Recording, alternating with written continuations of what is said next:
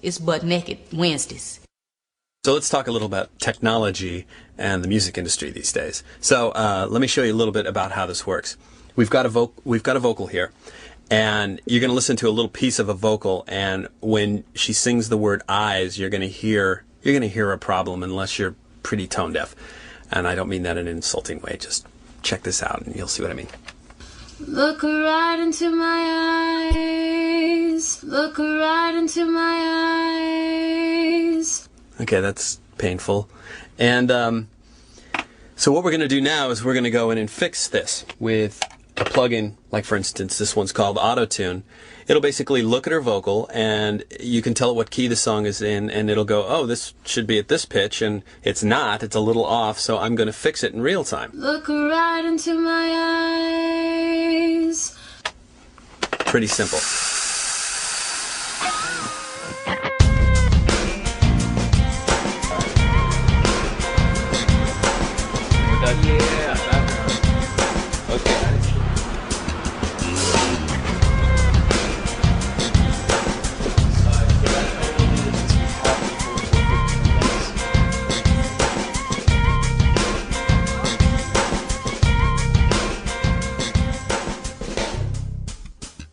Roll playback.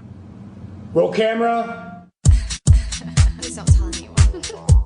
I trust you completely. Okay.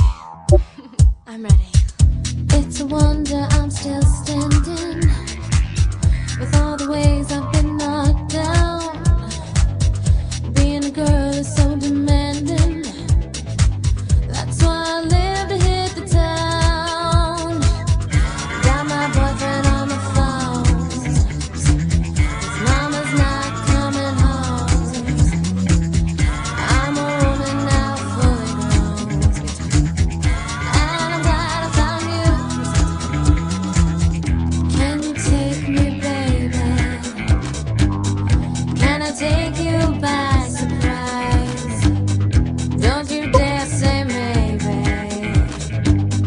Look right into my eyes. Got my boyfriend on the phone. His mama's not coming home. I'm a woman now, fully grown. And I'm glad I found you. Oh baby, baby. Oh baby, baby. Mama's not coming home tonight. Mama's not coming home tonight. Mama's not coming home tonight. Mama's not home tonight. Something like that. Perfect. That's perfect. Could be a big hit.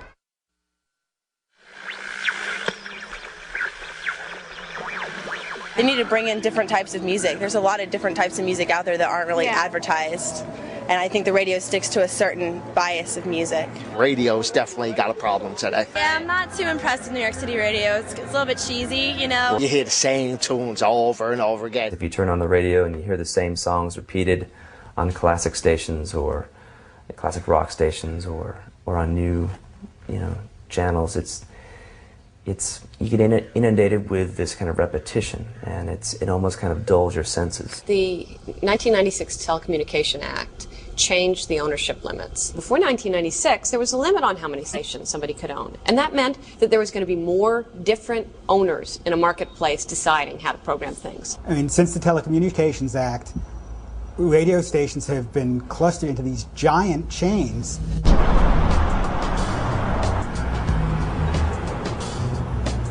Let me back you up just a little bit and tell you how Clear Channel came about. Headquarters of the company is in San Antonio. And years before they were the powerhouse that they are, there was a car dealer in San Antonio. The big car dealer and some of his business partners gave another business guy a loan to buy a radio station in San Antonio. They gave the guy the loan and he defaulted. So here they are, they're owning a radio station and not knowing anything about it. Before too long, they started to notice that these minutes of time, 60 seconds, was just like a unit, a car, a truck or an SUV or whatever it might have been. So as that grew, they liked the radio business a lot more than the car business.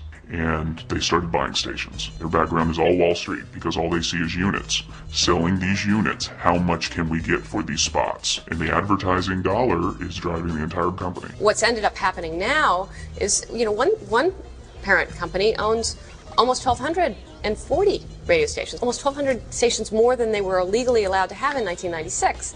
And when people hear that, they know that 40 to 1,200, that's too much. And as soon as they could see that, they understood that something dramatic was taking place and something that they didn't want to happen in other areas of media. If you have 500 radio stations and your sure model is sort of a bottom line kind of, well, this is kind of catchy and this is people will stay here and this is kind of entertaining, this is our model, and that's repeated over and over again because that's how we can be profitable, because that's what we care about is making the money, then you're going to make all the models look the same. You're not going to buy a radio station and say, well, you just keep on doing what you're doing because it seems to be working. The thing that's really striking about radio now and radio consolidation is that you're very aware that things are not programmed for how much do you like them.